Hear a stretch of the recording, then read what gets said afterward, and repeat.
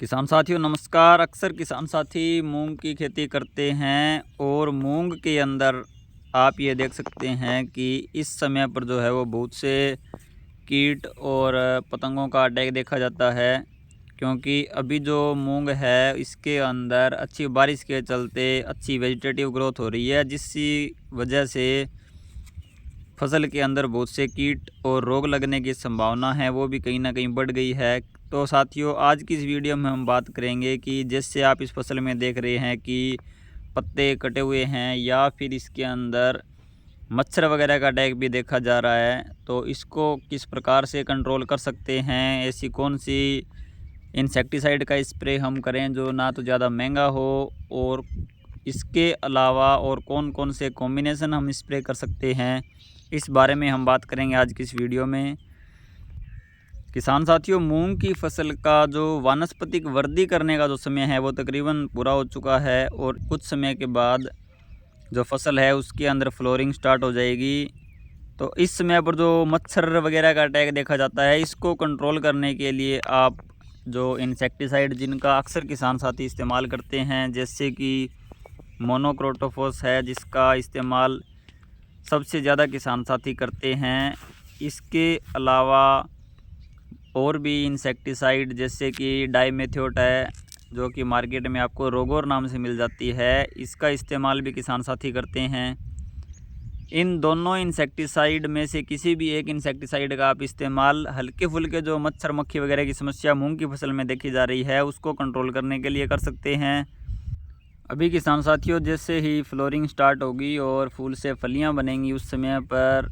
फल छेदक जो इल्ली आती है उसका अटैक भी अक्सर मूंग की फसल के अंदर देखा जाता है। और हम बात करें तो मूंग की फसल के अंदर सबसे ज़्यादा जो नुकसान है वो दो ही चीज़ों का होता है, या तो मूंग की फसल के अंदर पीलापन जो कि येलो मोजेक वायरस से आता है उसकी वजह से उत्पादन ज़्यादा प्रभावित होता है, या फिर जो फली छेदक है वो सबसे ज़्यादा नुकसान मूंग की फसल के अंदर करता है। तो किसान साथियों येलो मोजेक वायरस को कंट्रोल करने के लिए सबसे ज़्यादा ज़रूरी है मूंग की फसल के अंदर सफ़ेद मच्छर या फिर अपने कहीं वाइट फ्लाई का जो अटैक देखा जाता है उसको अगर आप कंट्रोल कर लेते हैं तो आपकी जो मूंग की फसल है वो येलो मोजेक वायरस से सुरक्षित हो जाती है, यानी कि येलो मोजेक वायरस उस फसल के अंदर नहीं आएगा। इसके अलावा कोशिश यही करें कि जब आप मूंग की वैरायटी मार्केट में लेने जाते हैं तो उसी वैरायटी का चयन करें जो कि येलो मोजेक वायरस के प्रति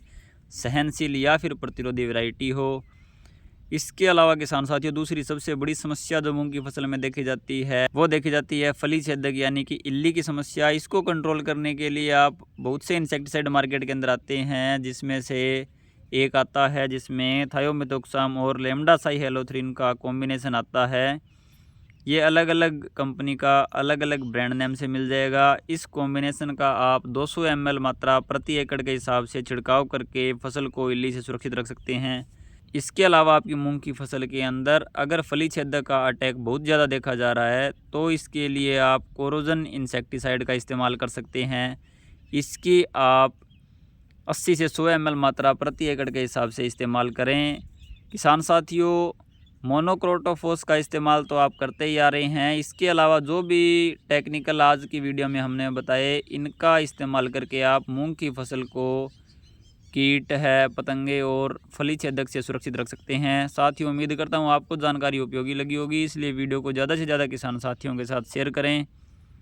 मिलते हैं ऐसी ही किसी नई वीडियो में, तब तक के लिए धन्यवाद।